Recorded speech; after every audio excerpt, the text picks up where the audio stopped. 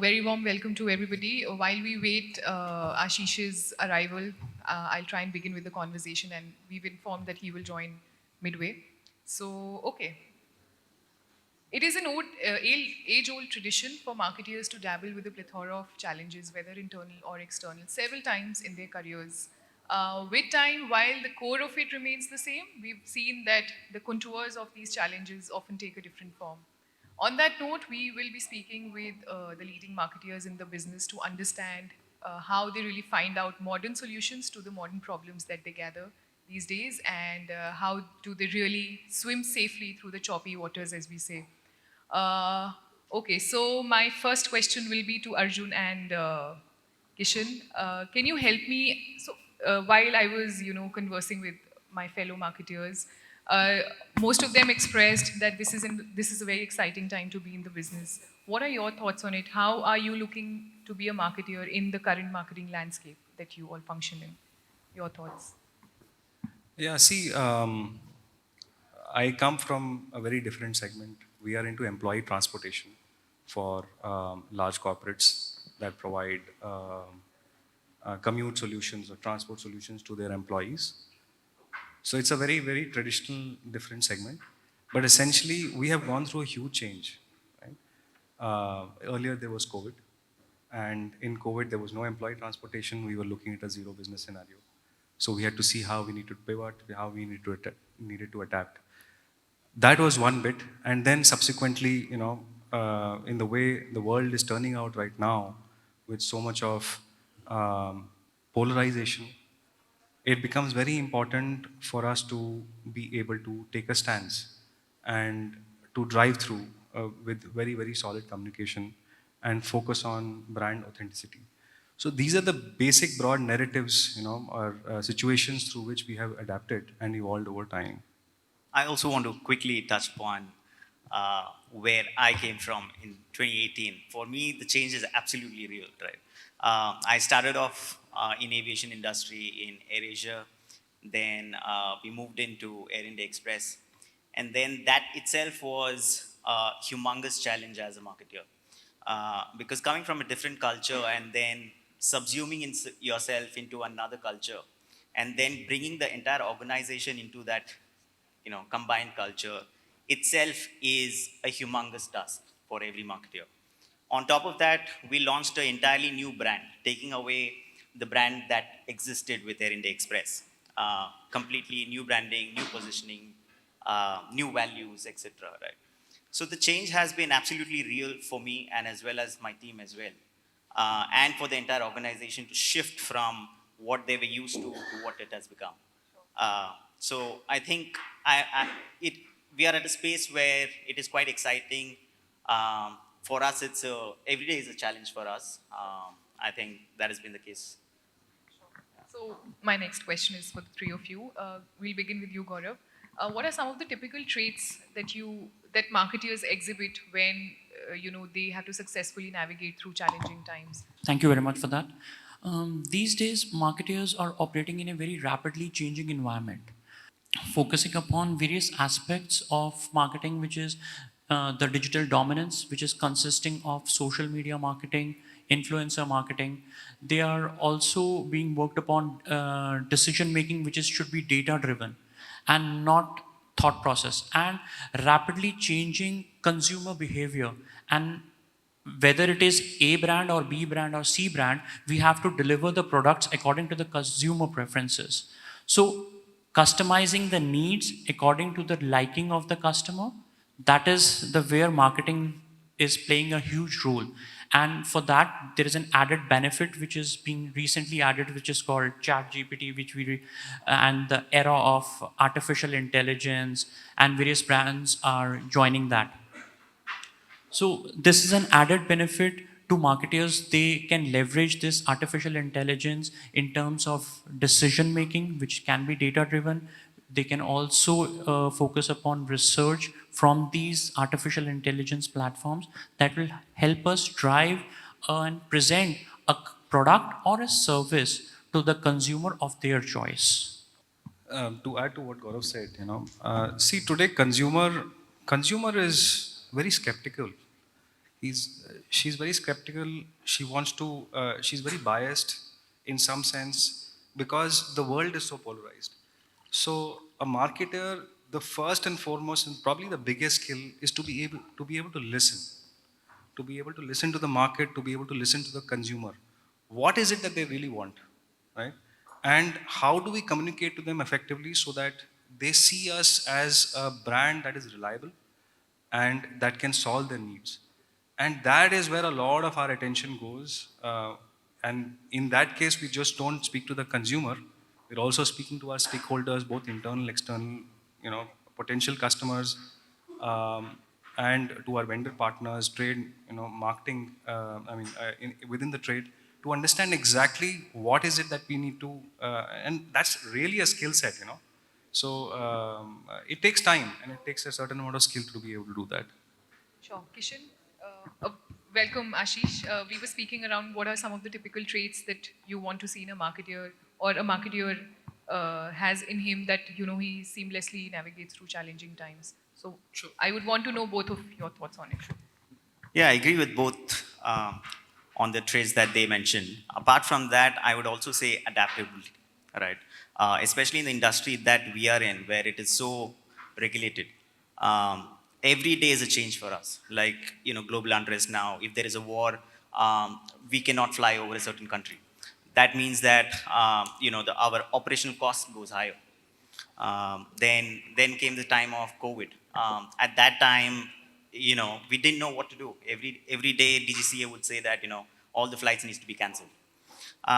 Then it's about adaptability for the marketeers. That what do I change? What do I bring about a product that consumer will actually accept during that time?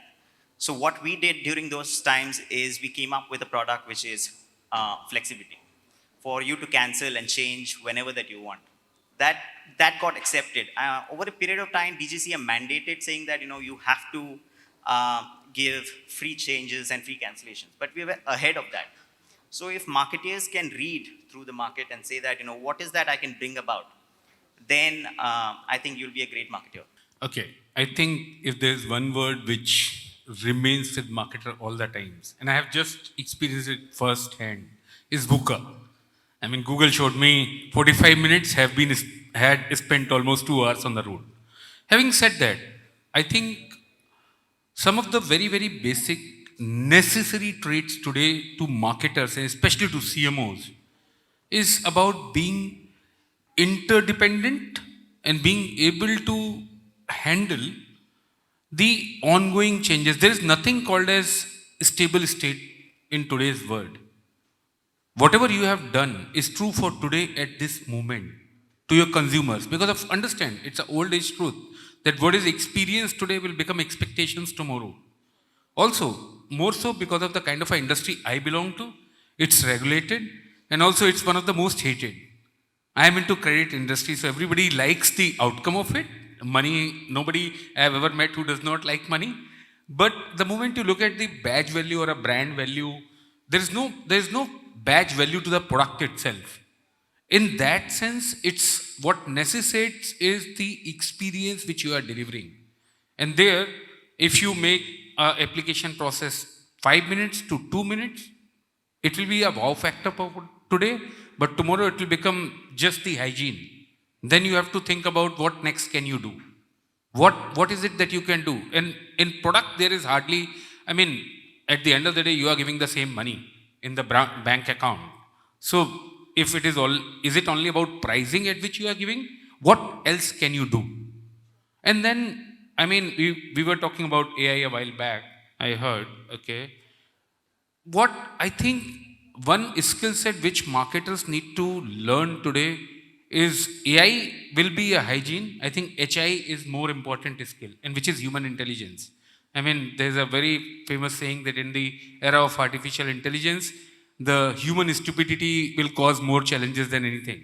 So I think it's about human intelligence. It's about bringing out the human behind the brand and understanding consumers as individuals. I think these are the things, these are the skill set. And then second thing, which is, I mean, think about it. In today's marketer's life, anything changing in the organization can impact his life. think about it that all of us are planning a great campaign, we have designed a great landing page, everything is designed, but suddenly somewhere somebody sitting in some corner of the world decides to release an update and suddenly cloud is down. 3 months down the line, you will be standing in front of your board trying to explain that why your cost of acquisition or cost per reach has gone up. And nobody, very few will remember that, oh, somebody in cloud with a name starting for cloud decided to bring the cloud down. So it could be, so a CMO is no more a CMO, it's a CMO, CIO, and I typically call it a chief inefficiency officer. I think if you are able to, how well you are able to manage the inefficiencies of the system, and yet reach to consumer and provide him what he basic needs without in the least amount of clicks, and being least intrusive is the name of the game, I think, in the today's era. Okay, moving on. So my next question will be for Gaurav and Arjun. What are some of the ways that you keep yourself informed on the trends so that you are able to anticipate the future shifts, way ahead in time? The first and foremost thing, in at least in our industry, we interact extensively with our customers. We provide, in essence, when we began our business in employee transportation, we were a SaaS solution. So a SaaS solution, a software solution, is really by the customer for the customer.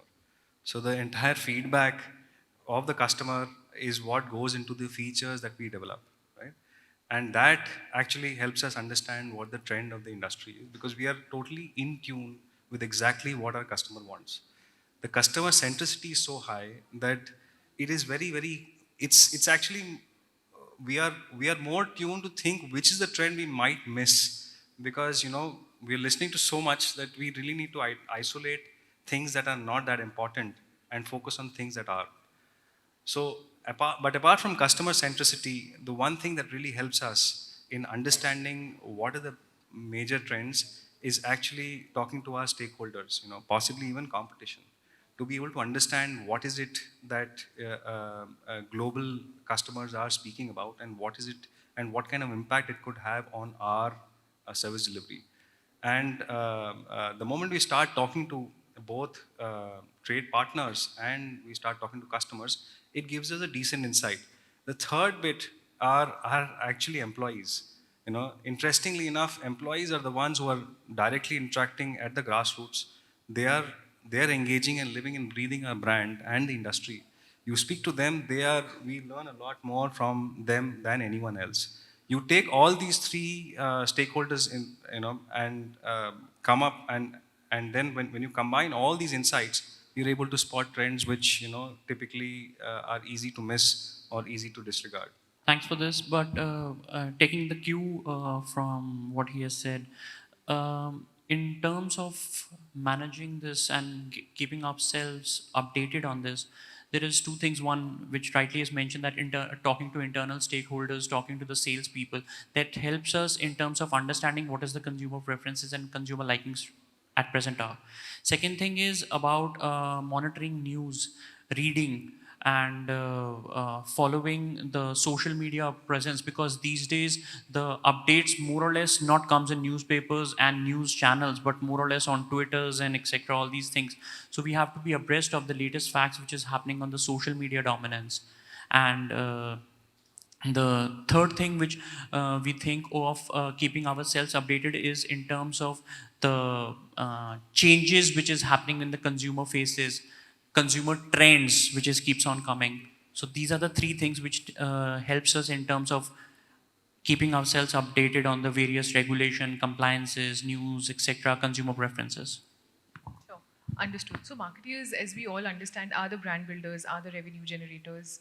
How do such headwinds, whether external or internal, which directly impact a marketeer, in turn impact the business of a company?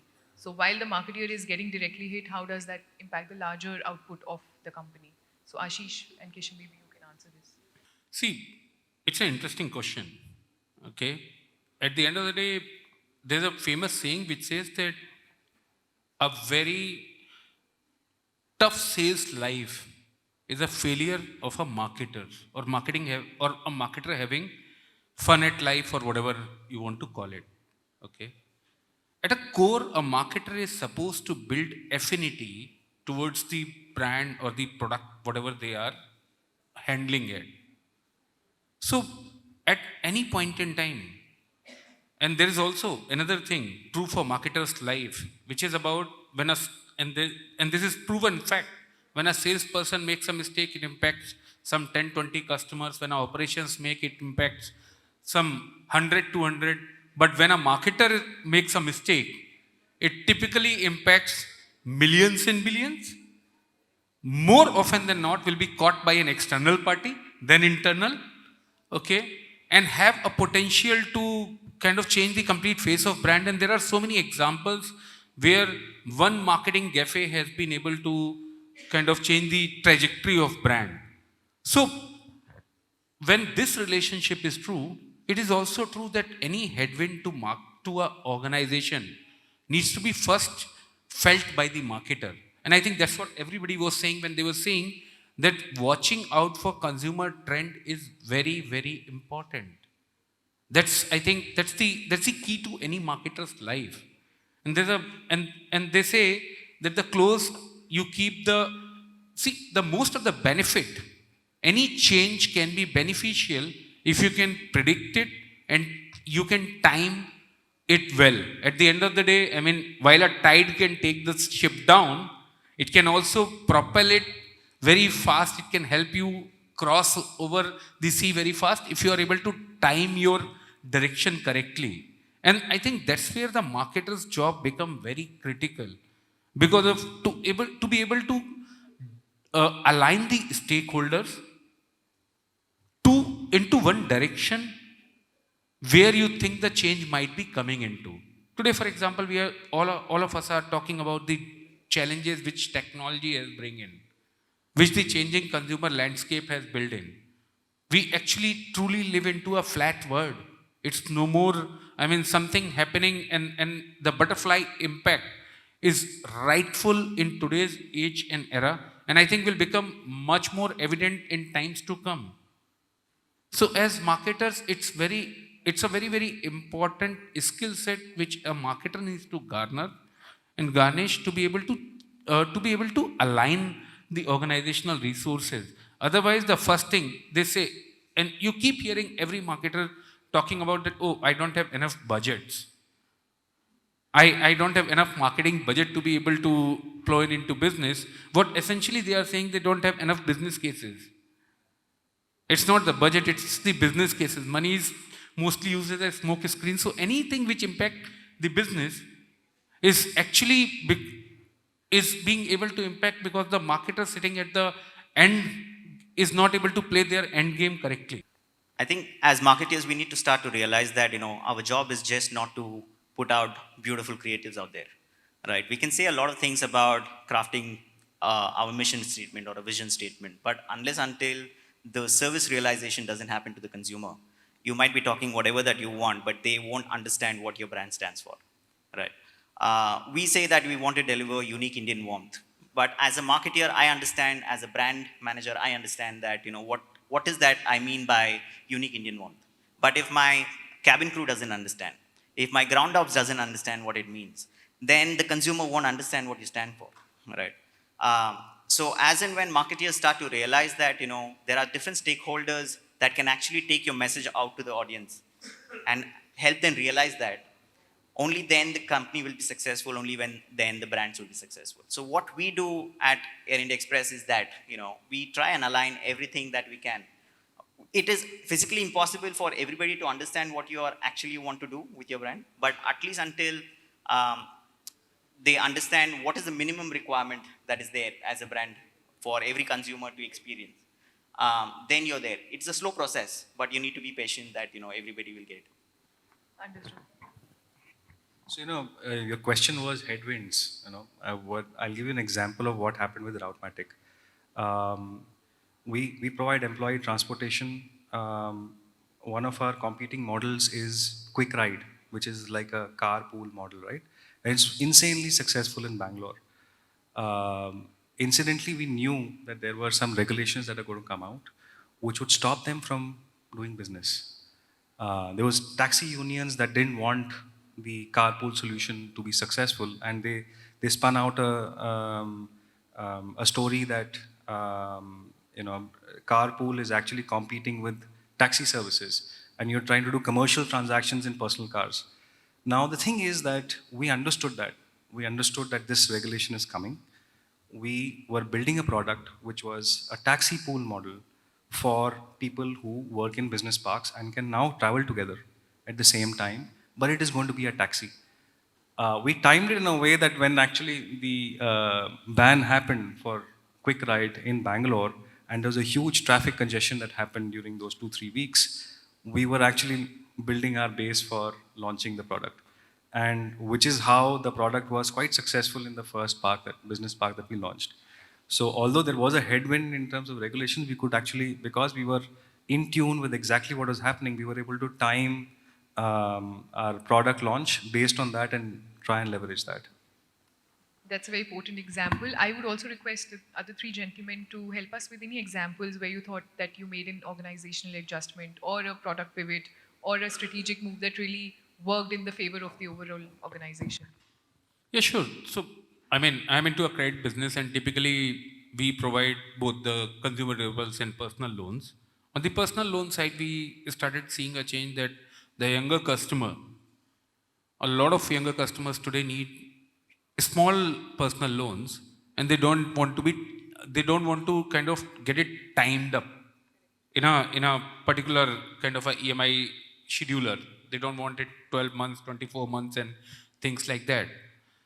The reason for that was that a lot of our consumer set is typically a blue collar worker and some part of white collar worker, early entrants, and today everybody talks about millennials and zillennials getting into experiences. What we did was, while we had multiple different products, which is it's a term line or a merchant line, we introduced a new product which is on the app, which is a flexi cash. You can just get a limit approved. You have that limit, pay nothing for that. You only pay when you withdraw. So you go, you just click on a app. It's a pre-approved limit lying on your app. You just go in 3 taps. In next 10 minutes, the money comes in your account, and you can pay it off whenever you want, without any prepayment, nothing. And today, I think my portfolio from Flexi Cash generates more transactions, and I have the almost the activation rate of upwards of 85%, which is very, very high considering the industry. Just to give you a ballpark, I mean, in a typical PL kind of a ratio, in a personal loan kind of a category, if 100 people start to apply, only about some 46 will complete the application. And that's the activation. Whereas in this product, you have upwards of 85% kind of activation, I think. And that helped us not only connect with the consumer, but also to be able to provide to consumer what they need and when they need and how they need 24/7. Wonderful. I used to work for airports in my previous organization, and there was, when we launched the airports, one division of it, we were facing some challenges in terms of consumer were asking for some things in terms of sales, which is coming up in airports, because they normally see sales across the other parts of the cities when it is any other markets, which we were not used to provide because there were different brands present across. So we tackled this situation with creating an overarching theme and overarching brand over and above all the brands present in the airport, and then provide them a one solution and a one kind of a promotional offer which will have an availability and accessibility across all brands present inside the airport. So that was the example. Yeah. So for us, even to come up with any kind of a product, what we do is we do a complete journey mapping, right? And see where are the places that we can intervene and put in a product that makes sense for the consumer. So one of the things that we did, we understood that we skew younger in terms of our audience, right? And because we operate in a domestic market majorly, it is all short haul, right? And the connections are on an average about 1.5 hours. That's it. So in that segment, people don't usually carry a lot of heavy baggage. So they felt that, why am I paying for a 20-kilo baggage that you give as free? I don't want it. Why can't you give that benefit to me if I don't carry that bag? So we were the first airline in India to start a light fare where we said that, okay, if you don't want to pay for bags, I won't charge you for it. I will come up with just 7 kilos of bag. You just carry your backpack and go fly with Air India Express and you'll save money with that. So we saw an incredible amount of positive response to that, and it is one of our most selling tickets as of now. And then we also have Middle East and Southeast markets where we see that there is a requirement for baggage because most of the people who are coming to India or going over there are actually carrying things that they are either working over there or coming back to their families after a long period of time. Especially in those markets, they need extra baggages. So we started giving discounts to them, saying that, if you want to carry more, please carry more, right? It is about an incentive that we can give. There is little to no differentiation when it comes to airlines in India. It's about the experiences that we can define. I think that has been the success for us. Very wonderfully put. Coming down to my next question, there is this great challenge of increasing churn rates that we all see in the industry, and it appears that the lifespan of a CMO is shortening, and there are reports that support this data. So, Arjun, Kishen, and Ashish, I would want to know your thoughts on this. Yeah, see, when change happens, then obviously customers, they go experiment. There will be churn. The question really is that are we learning from those mistakes, right? And that if the answer is no, you continue to lose customers, then obviously the lifespan will be lower. I'll give you an example. Of late, information security in my industry has become very important because we handle company employee PII data. One of our customers, they had very stringent requirements suddenly, and they wanted us to spend a lot more money. In fact, the money was as much as the revenue that we would make from them in order to, clear their information security requirements. Obviously, we refused. We lost that customer to a competition. The issue is that the moment you lose that one customer, then a narrative, it's easier to build a narrative that they're losing customers. And we lost another one as well. Eventually, we are now investing in upgrading our data security in order to ensure that we're able to retain customers and attract more customers, right? So those are issues that happen, and they were mistakes that we made. But in hindsight, I think we learned a lot and we have developed from there. So to answer your question, it is really about how quickly a CMO can learn from the mistakes. Just wanted to understand, is the churn rate of the CMO or the customer? Of the CMO, okay. I think most of it depends on the alignment internally within the organization. If the organization expects short-term goals, etc., I think it is very important for CMOs to align internally what are the goals that he has set for the company, for himself, right? Or the team. When the expectation becomes very immediate, it is very difficult for you to deliver on those aspects. Then we need to clearly define what are your short-term goals and what are your long-term goals.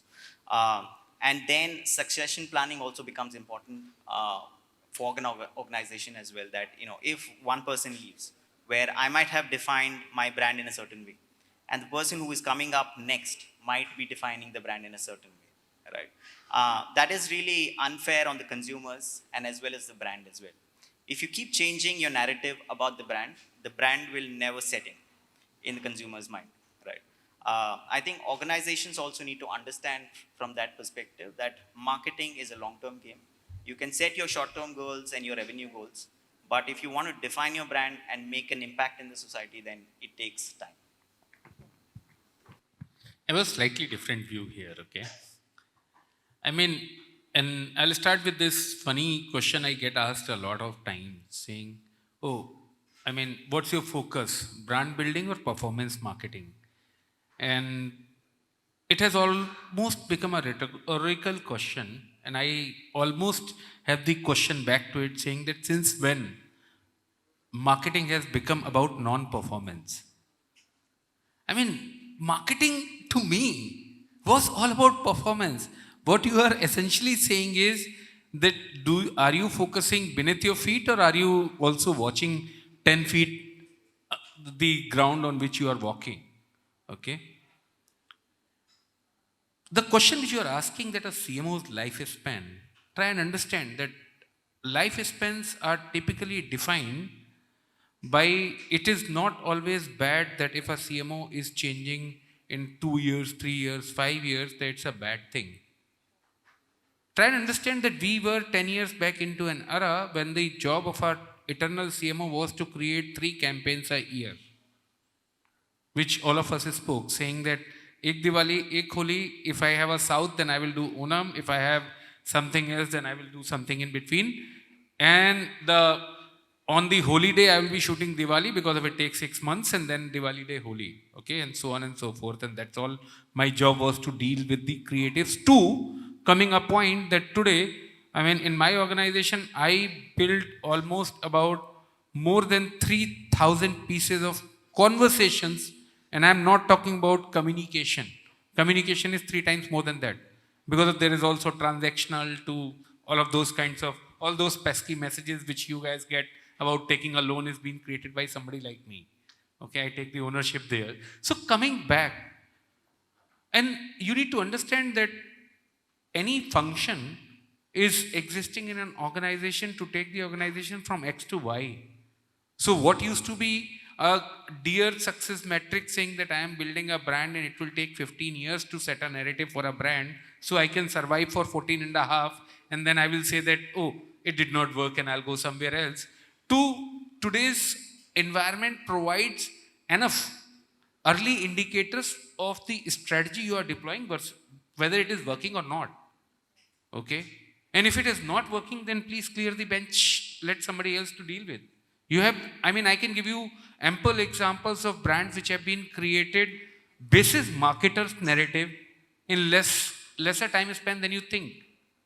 In a year, 2 years, they have been able to set the narrative with their target audience because of the technology provides you wherewithal to reach that target audience in a very specific way. You don't need to be going on TV and telling it all and the loudest voice is going to win. So, I mean, your earlier question, what it was, that saying that are marketers able to see the headwind? It is very well related to this question. If you are not able to see the headwind, and today's in a VUCA environment where you have more headwinds than ever, you have the challenger brands, it's a startup country. And not only you are competing with your own, you are competing with multiple and sometimes completely outside your industry itself. I mean, think about it when Netflix says that they are competing with sleep. They are not even competing with any other rental company. Their competition is sleep. So, I mean, like for example, for my brand, my competition are friends and family. It's not any other credit brand. It's friends and family. So I actually compete with all my customers, friends and family. And I need to be a trustworthy brand. So I have to create a narrative that I am better than your next door neighbor and your friend. And if you are not able to create that narrative, then you will have a lifespan. On the contrary, if you are very good at creating narratives, then you will reach every individual comes to the pinnacle of their own output. And you will reach and then you will move. So I think both things play. And yes, you will see CMO's lifespan getting even shorter. So it's not that today it is averaged, is called as 18 months. There are studies which says that in next couple of years, you will have a CMO of less than 12 months. And you can have a situation whereas the CMO role itself ceases to exist. There are large size organizations which don't have CMOs. And they don't need CMO because of a typical CMO. They have a customer success manager. They have a customer centricity function. They have a brand customer communication. They just don't have a CMO. Because of if you are defining your CMO role as creating 3 campaigns, then I'm sorry.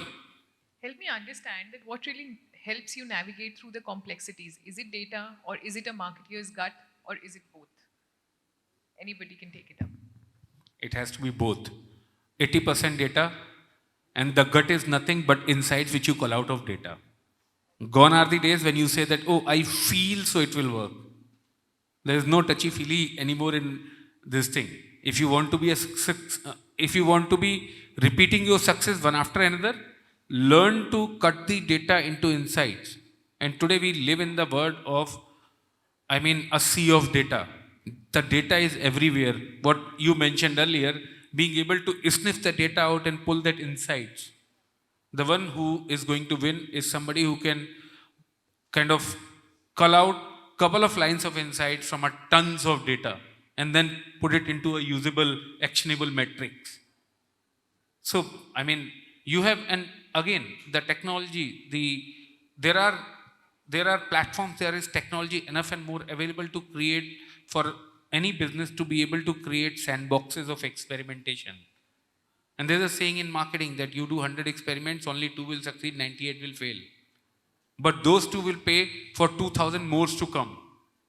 So have that, the only place the gut works is to have the stomach to go and stand in front of your CEO and your board and say that I failed. And I will continue to fail till I achieve this. But while during the failure, these are 10 learnings that what we should not do. I think the conversations in board are changing much more on what we should not be doing than what we should be doing. Yeah, I think it's not only, the precision is not only in marketing and outreach to the customers, it's also in the way you are navigating your business, the way you are creating your offerings, the way you are pricing. I think 4 Ps are becoming much more important than they ever were. Fair enough. Anybody else has to add to this? I think so. What he has rightly mentioned about is the data, which is the king, and second is the flexibility of offerings which the consumer requires. These two are the main important aspects of this. See, I'll give you an example from my own experience. Routematic, like I said, we provide employee transportation. We pivoted, we were initially providing just software, and then we started providing cabs for the entire transportation to corporates. When we look at the data, it is very clear that electric vehicles, 4-seaters, don't make any sense. Operationally, they're more expensive to manage, right? And the product is still not stable in the 4-seater segment. But there is a certain amount of gut feel that came in to say, nahi ye chalega, because corporates want it, and because us time pe there was a lot of conferences happening on how global reporting needs to be done on sustainability, and under scope 3 emissions you need to start measuring how sustainable your commute is. And which is where we realized that we spotted a trend. But the thing is, data doesn't support it. There is no point of doing just electric vehicles and investing in it. So the way it eventually worked out is that there was a gut feel to say, no, this will work because there is a global trend. We have spotted it. But how do we make it work within our economics? And the way we did it is that we said that if you want fleet from us, we will give you, but a certain percentage of it will be electric vehicles. What that did to us is that it opened doors for us to a lot of corporates who were looking at sustainability, but were also looking at onboarding a new vendor. So it opened doors for us, and it's been great since so far after that. Which is where, to your previous question, from a CMO position, we don't really have a CMO, we only have a CBO, because somewhere a business call needs to be taken, and it needs to be done with a lot of gut based decision making. Sure. You have something to add? Just to add on, I agree with Ashish when he said that there is a plethora of data that is available for every marketer now. And for us, it is important to understand what data to look at when you're doing a certain objective. It should be objective based. You can see a lot of data and say that this might not work. But are you looking at the right data? Is the right question to be asking. If marketers can understand what data to be looked at based on the objectives that you have, I think you'll be better at it.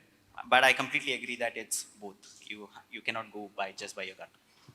So coming down to my last question for today, what will be everyone's advice to your fellow marketeers who are looking to, strengthen their cross-functional collaboration and communication with, the stakeholders in the company? See, when there is a lot of change happening, you need to be very consistent with your brand communication, right? So be authentic with it, be very, very consistent with it, and know exactly, and focus on actually communicating it. A good example that I usually talk about is, Aam Aadmi Party. Look at them.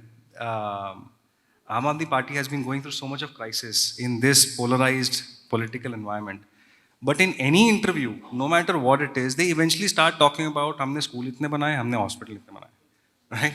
So it is really, sometimes you just need to decide what is it that you want to communicate and just figure out how to communicate it again and again and again, so that there is consistency and people understand. Today, the whole of Delhi just understands whether they have done anything in schools or hospitals or not. At least they know that, yeah, they gave bijli free, they gave pani free, they gave this and that. So a lot of it is really just about consistent communication again and again with all your stakeholders. I would say to start internal first as teams. Within an organization, you can see that there are specialized functions that are dedicated, right? There is regulatory affairs, there is revenue management for us, there is sales and distribution, there is e-commerce, etc. Most of these functions are independently functioning as of now, and as a marketer, you have easy access to them. While you might be focused really on consumer insights, but these guys have specialized insights that they cater to within their functions. Understanding that first and then going on to your customer will give you better insight about what needs to be done and how it needs to be done. Rather than going the other way around and trying to, there is so much of information online. You might say that, this might be the best way to go about it, and that might be the best way to go about it. But when you look internally, when they're actually, who are the ones who are interacting with the guests or the consumers, will give you better insights to just align towards where you need to be. I think I would agree. I think there is the most critical skill of a marketer is the listening skill. When we talk about insight, it's about being able to listen to your customers. When we talk about organizational insight, aligning the organization is about able to listen to all the stakeholders in organization. The second most important is the analytical skills, which is becoming very, very important because of whether it is data or whether it is being able to be able to see the wood out of the sheaf is the skill set which is very important. And when you are a good listener and able to call out insights, that sets the stage for you to be able to a good communicator. Most of the marketers fail at communicating inside the organization. They do a wonderful job communicating outside. I think the charity begins at home. Learn to be able to communicate. Once you understand what the other person's pain point is, treat them as your customer. Like you would be empathetic towards your customers, be empathetic towards them. I work in a very highly regulated environment. None of the things I can do if my regulatory is not by my side. And when I joined in here, the biggest problem was everything was delayed by 3 months because of its pending regulatory. One of the simplest thing which I did was to sit with regulatory and say, मुझे समझाओ करते क्या हो और कैसे देखते हो communication. Because of मैं बुद्धू हो सकता हूँ, but ठीक है, कोशिश करते हैं. From that point to today, I think we are in a position to create a communication and release in less than an hour, and they will back it up because of and then you create process and systems. A lot of times marketers have created this thing that I have a blue chip on my shoulder, so only I know what a brand wants to talk. That's not true. You are only one stakeholder to the entire brand. There are multiple other stakeholders and everybody is aligned to same thing. So if you listen, analyze, and then communicate well, you will connect, and I think that will do the job. I think so that there are only 3 important aspects which I would like to give. 1, do what your consumer requires. Second, be authentic in terms of and effective in terms of communicating to the consumer about your brand, values and core mission, vision, etc. And third thing is to bring a cohesive approach in terms of presenting a product or a service to the consumer at one shot, rather than multiplicity, that communication is coming at 1 month, launching it's happening after 3 months. So it should be a cohesive approach in terms of communication, in terms of launches, in terms of services, in terms of after sales at one shot. That will be all. I think you've summed up very well. On that note, I would want to thank all of you for joining us on a weekday. I'm sure the audiences will have plenty of takeaways from this conversation. Well, that brings us to the closure of this segment. Can we have a round of applause for our panelists as well as for the moderator?